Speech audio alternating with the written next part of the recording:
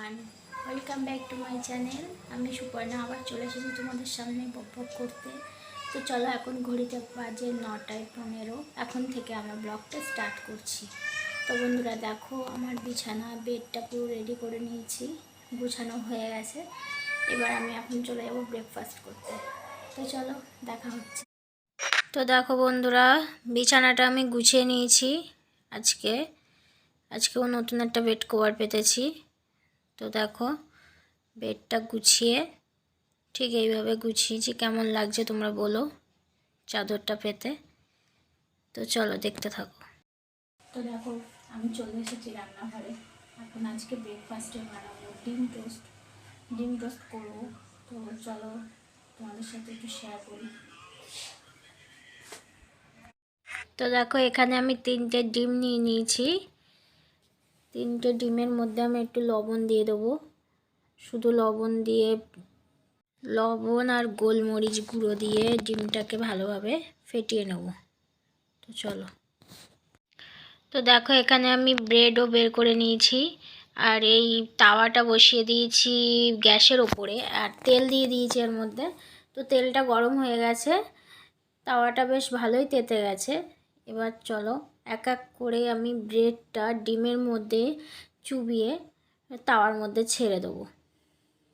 চলো দেখতে থাকো কিভাবে আমি ডিম টোস্টটা তৈরি করি। আমি তো এইভাবে তৈরি করি, তোমরা কেমনভাবে তৈরি করো প্লিজ কমেন্ট করে জানিও। আর আমার চ্যানেলটা প্লিজ প্লিজ প্লিজ সাবস্ক্রাইব করে দাও। তোমরা যদি পাশে না থাকো তাহলে আমি সামনের দিকে এগিয়ে যাব কী করে বলো। একটু সাপোর্ট করো আমাকে, একটু সাপোর্ট করো প্লিজ, একটু সাপোর্ট করো। আমার চ্যানেলটা একটু সাবস্ক্রাইব করে দাও, লাইক করো, শেয়ার করো, কমেন্টও করো। তোমরা তো কিছুই করছো না, না লাইক করছো, না শেয়ার করছো, না কমেন্ট করছো, না সাবস্ক্রাইব করছো, না আমার চ্যানেলটার ভিডিওটা দেখছো। প্লিজ একটু সাবস্ক্রাইব করে দাও। তো দেখো, এখানে আমার এই 2টো ডিম টোস্ট হয়ে গেছে। দেখে নাও কি সুন্দরভাবে ভাজা হয়েছে। তো আবার আমি একটু তেল দিয়ে দেবো তাওয়াতে। তেল দিয়ে আবার একটা ব্রেড এখনও বাকি আছে, সেটাকে আমি আবার একটু ডিমে চুবিয়ে ভেজে নেব। তো দেখো, এটাও করে নিই। চলো দেখতে থাকো।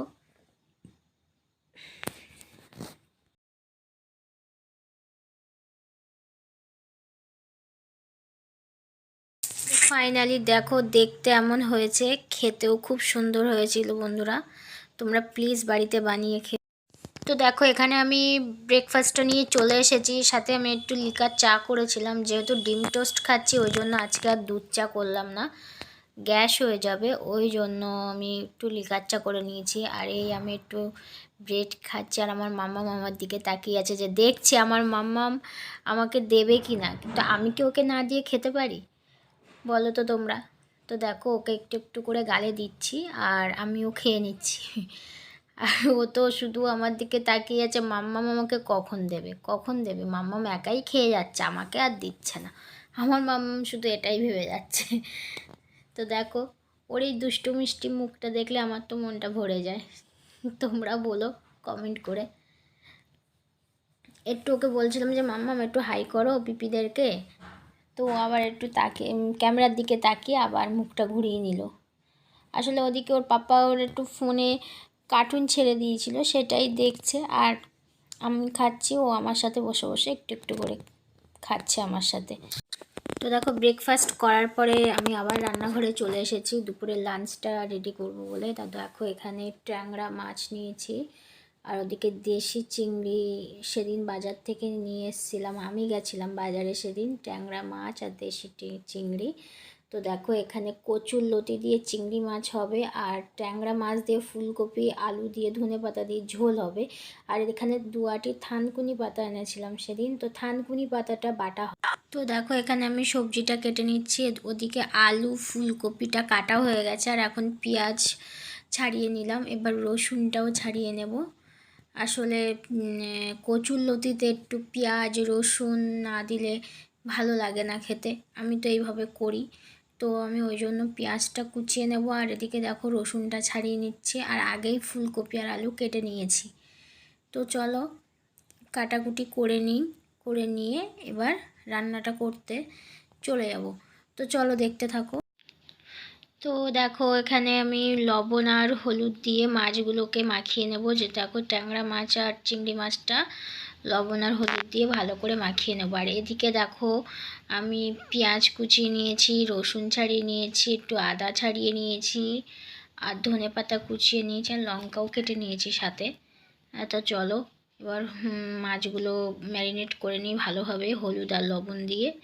তারপরে একটু ট্যাংরা মাছের সামান্য তেল দিয়ে দেবো, কারণ ট্যাংরা মাছ খুব ফাটে। তো আমি শুনেছি যে যখন লবণ আর হলুদ মাখাতে হয় তার সঙ্গে একটু কাঁচা সর্ষের তেল মাখিয়ে নিলে নাকি ট্যাংরা মাছ ফোটে না। তো আমি সেটাই করলাম। তো চলো।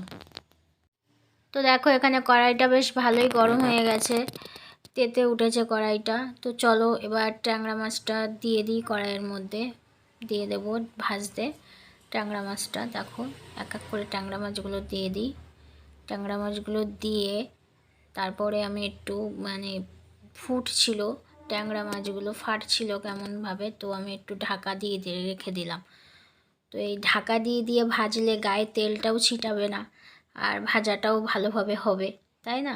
তো চলো এইভাবেই আমি মাছগুলো ভেজে নিই। তো এখানে এই পাশে ছোটো কড়াই বসিয়ে দিয়েছি। তো তার মধ্যে দেখো শুকনো লঙ্কা ফোড়ন দিয়েছি।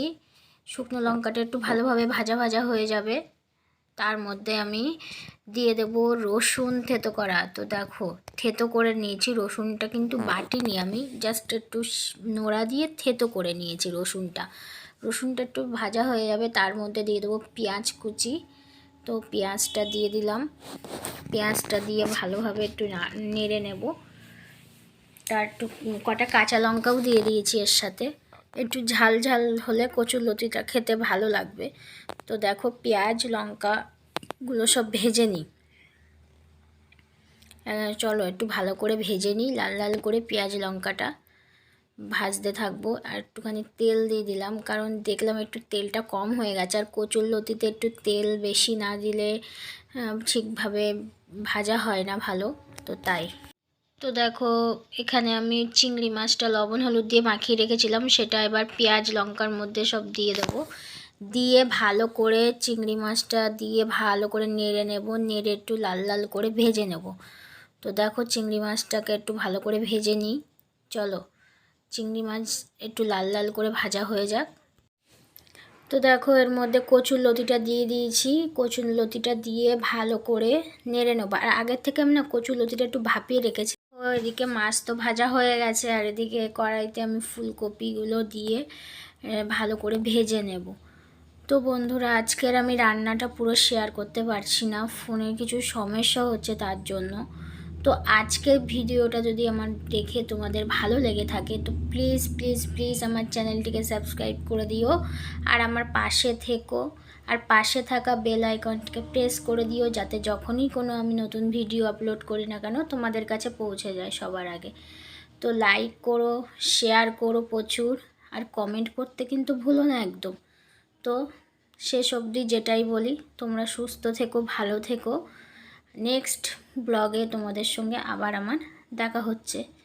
তো টাটা, চলো।